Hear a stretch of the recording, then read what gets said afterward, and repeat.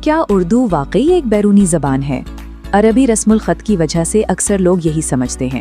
فرض کریں ایک شخص کے جوتے چین کے اور گھڑی سوئس ہے، کیا اس کی پہچان ختم ہو گئی؟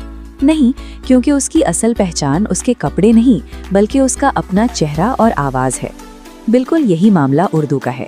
اس کا عربی رسم الخط محض ادھار لیے گئے کپڑے ہیں، جبکہ اس کی گرامر اور جملے بنانے کا انداز اس کا اپنا خالصتاً ہندوستانی چہرہ ہے۔ یہ عام جملہ دیکھیں، میں کھانا کھا رہا ہوں۔ اگر اردو بیرونی ہے تو اس میں عربی کہاں ہے؟ میں، کھانا، رہا، ہوں، یہ سب کے سب خالص دیسی الفاظ ہیں۔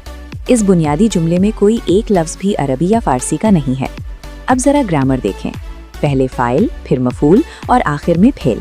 یہ ترتیب خالص مقامی ہے جو عربی گرامر کے اصولوں سے بالکل مختلف ہے۔ تو اس شخص کی طرح اردو کا رسم الخط بھلے ہی ادھار لیے گئے کپڑے ہوں، لیکن اس کی اصل روح، گرامر اور مزاج مکمل طور پر اپنا ہے۔